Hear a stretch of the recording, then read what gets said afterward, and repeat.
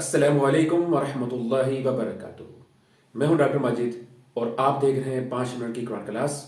मैं आपको खुशामदीद कहता हूं। आइए आगाज़ करते हैं। बिस्मिल्लाहिर्रहमानिर्रहीम। या बनी इसराइल, ए औलाद याकूब, उज़कुरू, तुम याद करो, निअमती, मेरी नियामत, अल्लती, जो, अनअमतु, मैंने बख्शी, अलैकुम, तुम्हें, व औफू, और पूरा करो, बेअहदी, मेरा वादा, ऊफी, मैं पूरा करूंगा, बेअहदिकुम, तुम्हारा वादा, व इय्याय, और मुझ ही से, फरहबून, डरो। मफ़हूमी तर्जुमा होगा, ए बनी इसराइल, मेरी उस नियामत को याद करो जो मैंने तुम पर इनाम की, और मेरे अहद को पूरा करो। मैं तुम्हारे अहद को पूरा करूंगा और मुझ ही से डरो। अब हम आयत के मफ़हूम की तरफ चलते हैं। माज़न नाज़रीन, सबसे पहले हम बनी इसराइल की तारीख को देखते हैं, क्योंकि आगे जो रुकू आ रहे हैं उसमें बार बार जिक्र बनी इसराइल को होगा, लिहाजा सबसे पहले हम इनको समझते हैं। हज़रत इब्राहीम अलैहिस्सलाम के 2 बेटे थे। एक का नाम हज़रत इस्माइल अलैहिस्सलाम, जो कि मक्का में आबाद हुए और उन्हीं के नस्ल से नबी मेहरबान सल्लल्लाहु अलैहि वसल्लम हैं। दूसरे बेटे का नाम इसहाक था, जो फ़लस्तीन में आबाद हुए, तो उन्हीं के बेटे हैं याकूब अलैहिस्सलाम। तो याकूब अलैहिस्सलाम का लक़ब था इसराइल, और इसराइल का मतलब होता है अल्लाह का बंदा, अब्दुल्ला। तो इसी वजह से औलाद याकूब जो है वो बनी इसराइल कहलाती है। तो जितने भी ये यहूद हैं वो सारे बनी इसराइल ही हैं।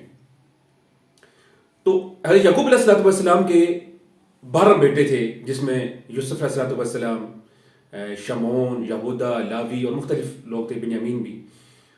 वही 12 जो लोग थे, उन्हीं से आगे कबीले बने। 12 कबीले बनी इसराइल के बड़े मशहूर हैं, आगे चल के इंशाल्लाह बात भी होगी। तो ये जो बनी इसराइल हैं, ये सारी औलादे याकूब हैं। तो इन आयत मुबारका में इन्हीं बनी इसराइल को 3 बातों का हुक्म दिया जा रहा है।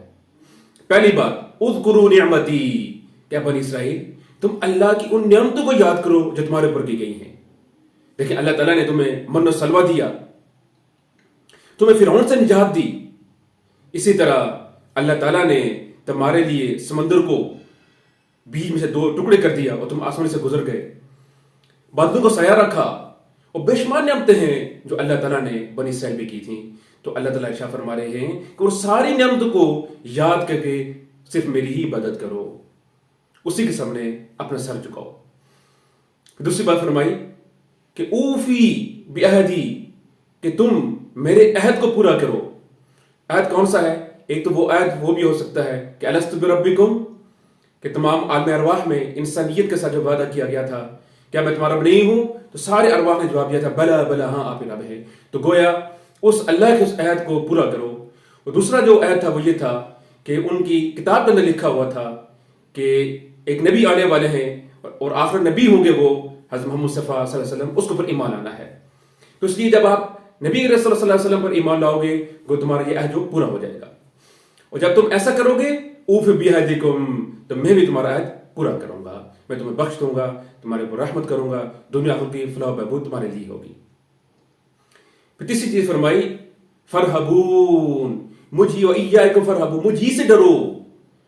जाहिर है कि जब आप अल्लाह ताला के अहकामात के ऊपर अमल करते हैं, जब आप उस अहद को पूरा करते हैं, तो फिर कहीं ना कहीं आजमाइशें आती रहती हैं, मुश्किलात आती रहती हैं। तो इस मुश्किल वक्त में, इस परेशानी में सिर्फ डरना है तो सिर्फ अल्लाह ही से डरना है, अल्लाह ही को खौफ रखना है। बाकी दुनिया वाले क्या कहते हैं, मुफादात कहाँ पे हैं, कुछ लोग क्या कुछ कहते हैं, इन सब को छोड़ के सिर्फ आपने अल्लाह के से डरना है, उसी का खौफ खाना है।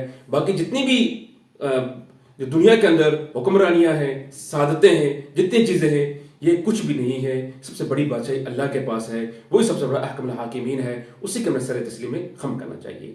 तो अल्लाह ताला से दुआ है कि वो हमें कुरान का सही फहम अता फरमाए। अस्सलामु अलैकुम व रहमतुल्लाहि व बरकातुहू।